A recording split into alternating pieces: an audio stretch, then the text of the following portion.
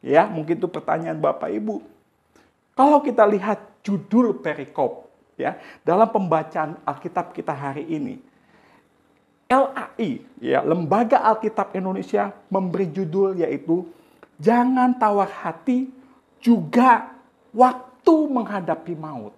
Artinya, Bapak Ibu Saudara yang dikasihi Tuhan, kenapa kita tidak perlu tawar hati?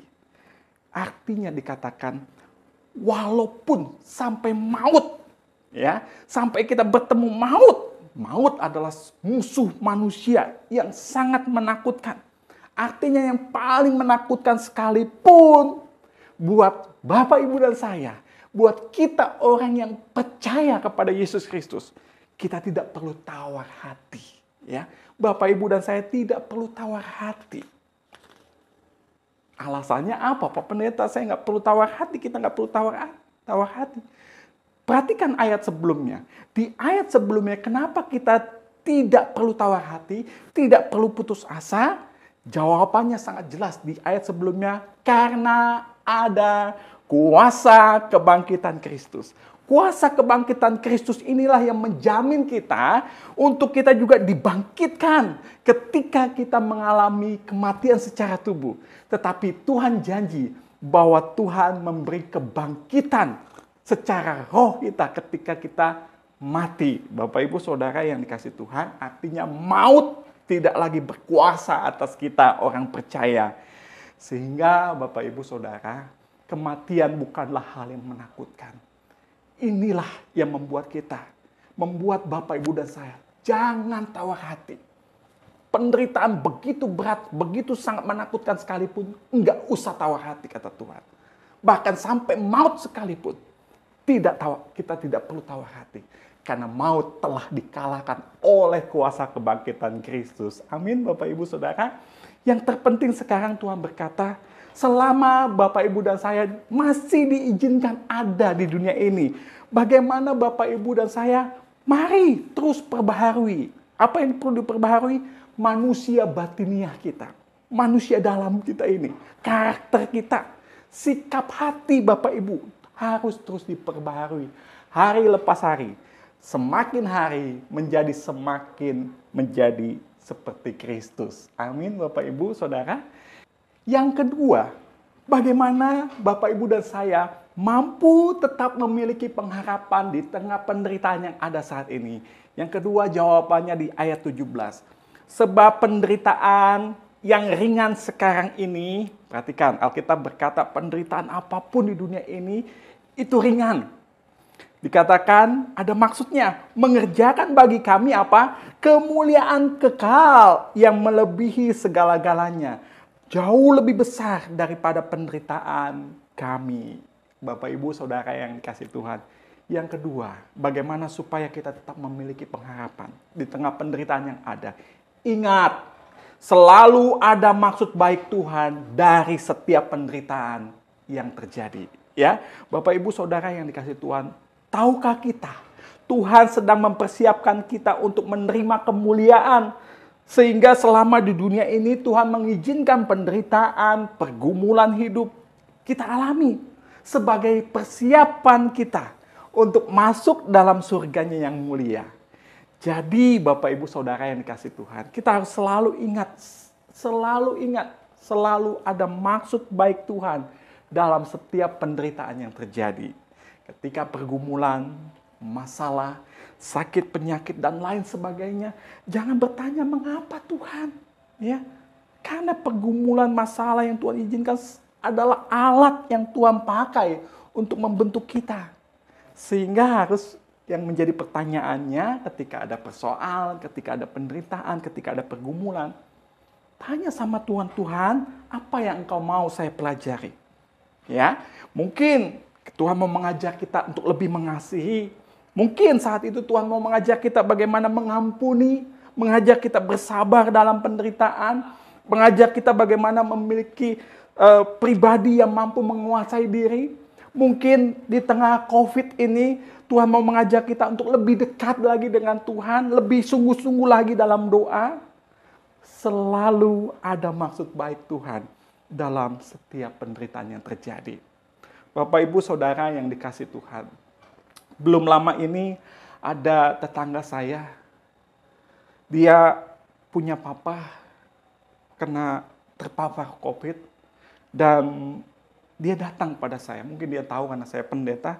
Dia berkata, Ko Diki, tolong doain papa saya. Ya, dia belum kenal Tuhan. Ya, yang minta tolong ini belum kenal Tuhan. Dia berkata, Ko Diki, tolong doakan papa saya sedang sakit. Bapak, Ibu, Saudara yang dikasih Tuhan. Saya bisa melihat dari sini. Saat ini banyak orang yang hatinya sungguh-sungguh terbuka akan Tuhan. Dia berkata, Ko Diki, tolong doakan. Dan saya sampaikan kepada dia, kamu juga ya, kamu juga harus berdoa. Terus dia berkata, saya kan bukan orang Kristen. Apakah Tuhan mau dengar doa saya?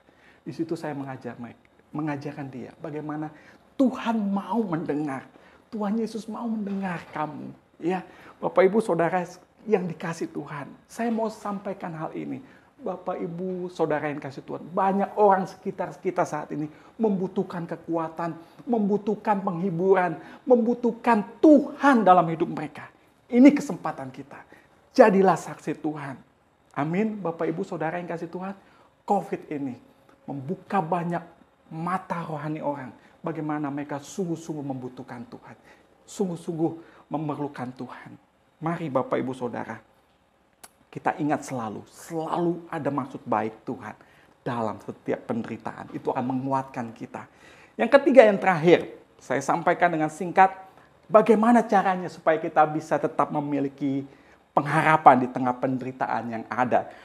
Jawabannya, fokuslah kepada yang kekal. Fokuslah pada yang kekal. Ayat 18 dikatakan, sebab kami tidak memperhatikan yang kelihatan, melainkan yang tak kelihatan. Kenapa? Karena yang kelihatan adalah sementara, sedangkan yang tak kelihatan adalah kekal. Bapak, Ibu, Saudara yang dikasih Tuhan, kita perlu akui dengan jujur, kita seringkali fokus kepada dunia. Fokus kepada apa yang kita lihat. Sehingga tidak heran mengapa seringkali kita kehilangan pengharapan. Seringkali kita menjadi putus asa ketika ada dalam penderitaan. Karena kita fokus sama yang kelihatan. Fokusnya kepada apa yang ada di hadapan kita. Ini yang membuat kita kehilangan sukacita, kehilangan pengharapan. Ya, ketika kita merasa diri nggak punya apa-apa, ya nggak punya rumah, masih ngontrak, nggak punya anak, nggak punya pasangan hidup, nggak punya banyak uang, ya, nggak punya kesehatan yang baik, terus kita membandingkan diri dengan orang lain yang punya itu semua, sehingga apa yang terjadi? Kita menjadi kecewa, kita menjadi putus asa, kita kehilangan pengharapan, dan kita juga mengasihani diri akhirnya. Bapak, Ibu, Saudara yang kasih Tuhan, sore hari ini Tuhan mau mengingatkan kita, jangan fokus sama apa yang kelihatan. Mari fokuslah kepada apa yang kekal. Alkitab berkata. Amin, Bapak, Ibu, Saudara. Kalau kita belajar kepada melihat sesuatu yang kekal, betul saat ini memang kita nggak memiliki ini dan itu di dunia ini. Tetapi katakan, saya bersyukur saya sudah memiliki jaminan kekal. Ya, karena Yesus telah menjamin saya. Saya bersyukur saya telah memiliki jaminan keselamatan roh saya. Ini tidak bisa dibeli dengan uang. Amin, Bapak, Ibu. Oleh sebab itu kita bersyukur, kita lihat apa yang tidak kelihatan. Sesungguhnya Bapak, Ibu, dan saya sudah memiliki jaminan kekal, jaminan keselamatan.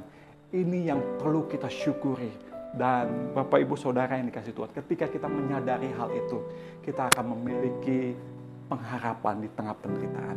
Kita akan menjadi orang-orang percaya yang tidak mudah menjadi tawar hati. Amin, Bapak, Ibu, Saudara. Kita tundukkan kepala, kita bersyukur untuk firman Tuhan yang telah kita dengar. Kita berdoa. Bapa di surga, terima kasih untuk firman-Mu. Kami bersyukur Tuhan, walaupun kami hidup di dunia yang semakin hari semakin mengkhawatirkan, tetapi kami bersyukur bahwa sesungguhnya setiap penderitaan yang Tuhan izinkan terjadi selalu ada maksud baik Tuhan. Sehingga kami tidak perlu tawar hati. Biarlah kami boleh belajar melihat sesuatu yang kekal yang Tuhan telah berikan buat kami, yaitu keselamatan roh kami, keselamatan jiwa kami. Tuhan, terima kasih untuk harta surgawi yang Tuhan telah berikan buat kami. Tuhan terima kasih. Hamba berdoa kiranya kasih karunia dari Allah Bapa di surga, cinta kasih dari Tuhan Yesus, dan persekutuan dengan Allah Roh Kudus kiranya menyertai kami sepanjang minggu ini. Kiranya Tuhan terus memberi pengharapan kepada kami, sehingga kami mampu melewati masa-masa sulit ini bersama dengan Tuhan. Terima kasih Tuhan, terpujilah namamu. Ini doa dan ucapan syukur kami.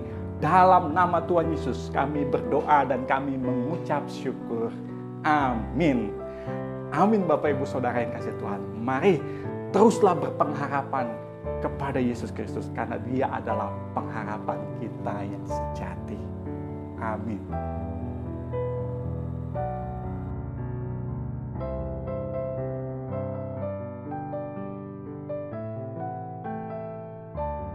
Kita mau menutup seluruh rangkaian ibadah kita sore hari ini. Kita mau akhiri dengan satu pujian. Semua baik.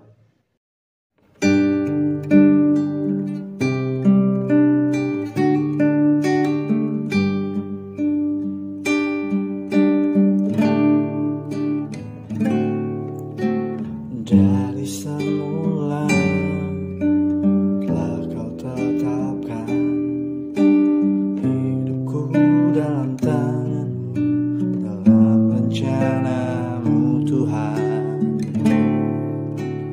Rencana indah telah kau siapkan masa depanku yang penuh harapan.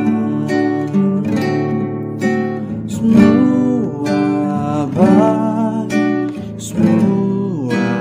baik, apa yang telah kau perbuat di dalam hidupku. Semua baik, sungguh teramat baik. Kau jadikan hidupku berarti.